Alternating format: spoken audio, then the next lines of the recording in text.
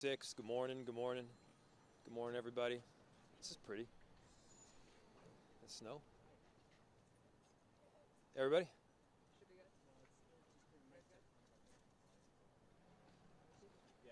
We're good? Everybody good? Yeah, thanks for checking.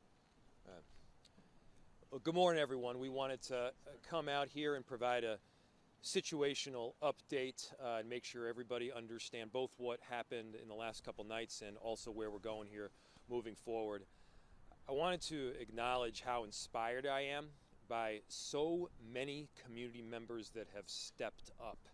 They've been providing food to people that have immigrated to Minneapolis. They've made sure that those that are terrified right now of the actions by ICE have support, have love, have care, are able to get to the grocery store, even childcare. The way that they have stepped up is amazing. I also want to acknowledge that the vast majority of people have protested peacefully, recognizing that I have seen community members sort of step into the breach, recognizing that there are others out there, agitators that are trying to rile up large crowds. And not only have they not taken the bait, they have pushed others back from the brink to say, hey, you know what?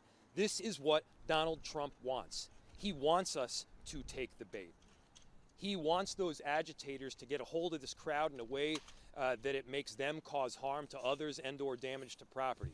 And so to them, I want to say my deepest thanks. We are so grateful for everything that you've been doing.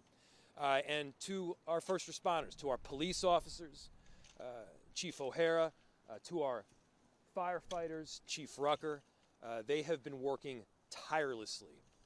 They have canceled all days off. They've made sure that they are out here protecting people, keeping them safe, and showing a true juxtaposition between the kind of public safety and service that we provide to our residents here at the city of Minneapolis versus what ICE is doing.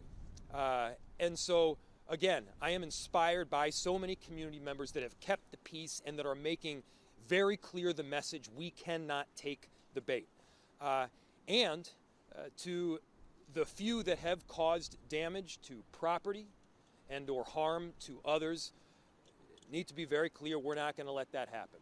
If you cause damage to property or put others in dangers, you're going to be arrested. And again, the vast majority of people have done this right. We are so deeply appreciative of them. But we have seen a few incidents last night. Those incidents are being reviewed. There were approximately 29 arrests that were made that Chief O'Hara will provide an update on. But we wanted to, again, give sort of the overarching theme of what we're seeing, which is peaceful protest. And we wanted to say when that doesn't happen, of course, there are consequences. We are a safe city. We will not counter Donald Trump's chaos with our own brand of chaos here. We in Minneapolis are going to do this right. Chief O'Hara is going to now provide an update. Thank you, Chief, for all your work. Good morning. My name is Brian O'Hara, BRIANO''HARA. I am the Minneapolis Police Chief. The Minneapolis Police Department has been monitoring a number of marches and protests and other First Amendment activities over the course of the week. All of those protests and marches have remained peaceful until last night. Last night at about 7 p.m., there was a gathering outside the Canopy Hotel in downtown Minneapolis. That gathering began as all the other gatherings around hotels had been conducted over the last several days. Largely peaceful, mainly a noise protest that was occurring, trying to disrupt the activities at the hotel. Unfortunately, that changed last night. Individuals at the Canopy then began marching on Washington Avenue towards the Depot and the Renaissance Hotel. While they were there, some individuals broke off from that group, and in the rear, they caused some damage to that hotel, damage to some of the windows and some graffiti damage. They then returned to the Canopy Hotel, where the Minneapolis Police Department responded with well over 200 police officers, Minnesota State Troopers, and Minnesota DNR police officers. We initiated a plan and took our time to de-escalate the situation, issued multiple warnings declaring an unlawful assembly, and ultimately then began to move in and disperse the crowd. It was well over 1,000 individuals, we believe, that were assembled there. And as those individuals broke off from the crowd, we had some other marches that then continued downtown. Ultimately, by 1 a.m., all of these individuals were either dispersed or placed under arrest. There were 29 arrests last night. We are aware of one police officer that was injured from a chunk of ice that was thrown at them. Other than that, we are not aware of any other injuries. I just want to say I'm incredibly proud of the police officers in this town and the state law enforcement officers and all the other police that have been here with us through this. What you saw last night was a disciplined and restrained response. I think it was highly professional, and I'm thankful for the members of the community who understand our need to keep things peaceful, and I'm thankful for those officials and others that are continuing to call for peaceful protest and assembly. Obviously, there's a number of additional marches and protests that we will be monitoring today, and we are fully prepared if things cross the line and become unlawful to make additional arrests if necessary. Thank you, Mayor. Thank you. We'll open it to questions. I'll go here and then here.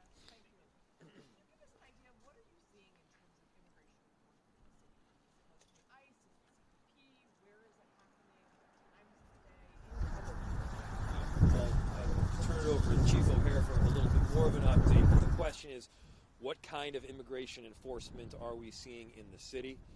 I'll start by mentioning the immigration enforcement that is taking place is not limited to Minneapolis. It's in our entire region, St. Paul, St. Louis Park, Brooklyn Park, Brooklyn Center. We're seeing it in a number of different areas throughout Minnesota. And as far as I can tell, it's happening all times of the day. I'll let Chief O'Hare give a little bit more of an update.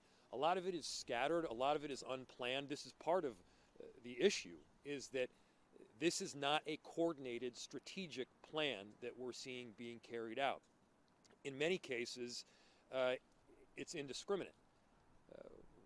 I've said this before, but I think that the initial impetus to come to Minnesota was go to Minnesota, arrest and deport a bunch of Somali people. And then they get here and they realize that the Somali people that would be arrested or deported are all legal. They're American citizens. You can't do that.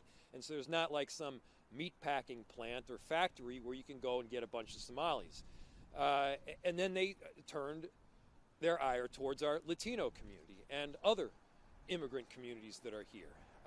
Regardless, these are communities that make Minneapolis a better place. And so to have this kind of scattered buckshot approach that we're seeing that is not strategic in any way, not only endangers these community members that have been here for the long haul, it endangers these neighborhoods that they're rolling through. Minneapolis is on a great comeback, and they're just making it more difficult for that comeback to fully take shape. And so I'll turn it over to Chief O'Hara. I'm sorry, what was the initial question? So the question was, can you tell us what some of these immigration enforcement actions the actions. look like? So the actions are widespread across all parts of the city, mainly focused on the south side and in some cases northeast part of Minneapolis.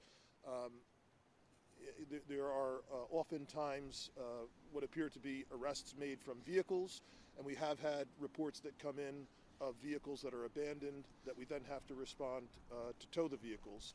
At least in one case, we had a report of a person taken from a vehicle that the vehicle was not even placed in park, and the car rolled, blocking the roadway, and we had to respond and tow it. Another instance, I remember there was a vehicle that was left in the roadway with a dog inside that we had to respond with animal control and take custody of the dog. So it's a number of actions that are occurring on the city streets, and they are happening all over the city. Did you tell them about the one on 3rd Avenue? So just to give you another example of how reckless some of these actions are, maybe 12 blocks from here, 10 blocks from here, over on 3rd Avenue, there was an ICE action that took place. An individual from a car that was in the middle of a pretty significant street was detained. They left the car in the middle of the street. The car wasn't even in park, and so you've got this vehicle that is just rolling down the street with nobody in it. And it wasn't a Waymo. This was a car that was rolling down the street that could have hit anybody, including my own family members that live not too far from there. And so this is not about safety, clearly. If this was about safety, you wouldn't do stupid things like that. Somebody's going to get hurt. Somebody has gotten killed. And so that's not the route as to how you do any of these exercises productively or safely. And that's what we're seeing. Yes? Looking ahead tonight for night 5, ICE isn't leaving. DHS is sending more officers. How concerned are you about tempers fraying, people getting tired, exhausted, and things turning dark? Yeah. I mean, concern, of course, is the name of the game. We are constantly monitoring what is taking place, not just the actions on the street, but also the energy of our police officers, our firefighters, our first responders that in many cases haven't gotten a whole lot of sleep. They're working really hard right now. So, I mean, I just think it's common sense that, anybody, if you're tired or you're hungry or you're sick or you're forced to make a split-second decision when you're tired or you're hungry or you're sick, you're more likely to make a mistake. We don't want mistakes being made. And so I'm so appreciative of their work. I'm really grateful for it. And again, I want to reiterate this. I am really grateful for so many community members. I saw this video, I think it was yesterday, where you had this agitator, clearly from the far right, that was coming in and trying to rile up the crowd. He was trying to make the crowd do something that they shouldn't be doing. He was trying to make the crowd take the bait so that they would give the authorization, or at least an excuse for the Trump administration to come in even more. It was so awesome that not only was the crowd not taking the bait, they were basically blowing them off. They were grinning down the bear. And I think that is emblematic of what's happening in Minneapolis right now. We are grinning down the bear. We are meeting a whole lot of despair with a lot of hope. We are doing right. We are being strategic. And yes, for those that aren't being strategic, for those that are taking the bait and causing property damage or otherwise, there are consequences. We're holding the line here all the way. Related to the shooting, I understand the officer, the ICE officer who was shot was treated at a hospital. Can you elaborate a bit on the nature of that, any injuries, where he was treated, when he was treated, how long he was in medical care? I think you're referencing the ICE agent, and I don't have any information on that. Do you? No, we don't know. There are some people online who are frustrated that they thought Minneapolis Police Department left the scene of the protest last night. Of course, you guys came back and state police came as well. Can you describe to us the strategy behind when you're not present at those protests and when you decide to come in? So this is a fine line that we have to walk, because unfortunately there's a whole lot of people that once we inject ourselves into a situation, then want to turn their frustration and their anger on us. So what we do is we act very strategically with restraint. We take our time to ensure that we have sound tactics, a good plan, and move in so that we can keep the safety of law enforcement as well as the safety of community in mind. What happened last night at one point was we still have everything else that happens in American cities happening.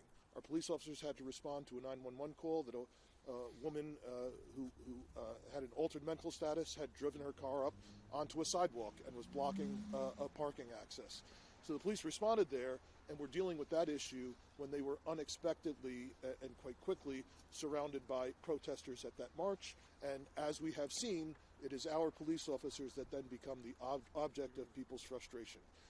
So because there was a safety element there, we quickly responded in and got those officers out, and then immediately formed up well over 200 police officers with a sound plan, began videotaping the actions that were happening and making the announcements and taking our time and allowing people who were not involved in illegal activity to legally disperse. But once it became clear, I think it was around 10:15 that we declared that. Once it became clear that there were individuals that were not going to abide by our direction to leave, they were placed under arrest.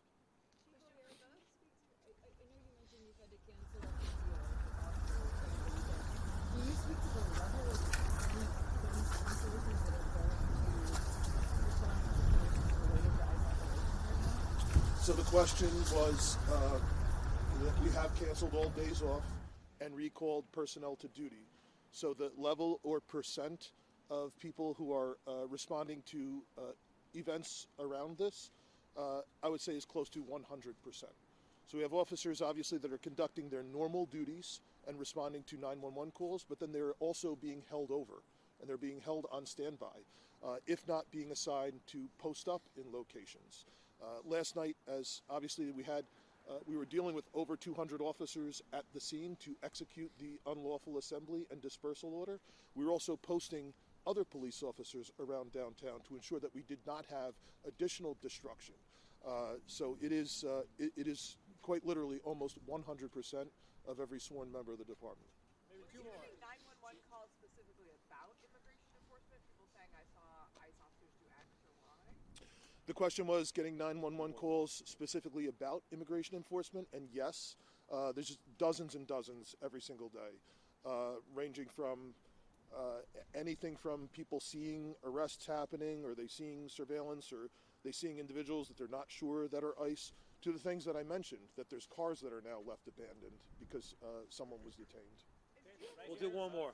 She's been had her hand up Yeah. quite a bit. Sarah with the Christian Science Monitor. What is the status of both of your offices' communication with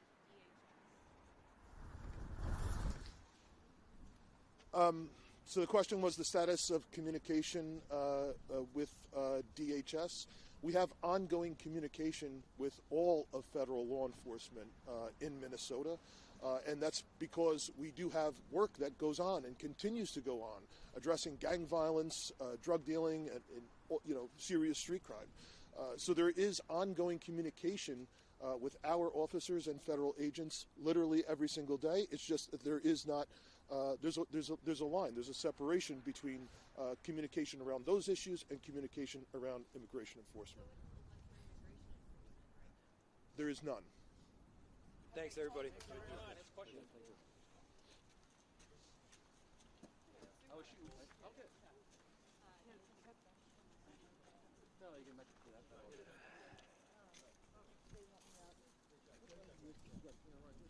Go with the police car behind her.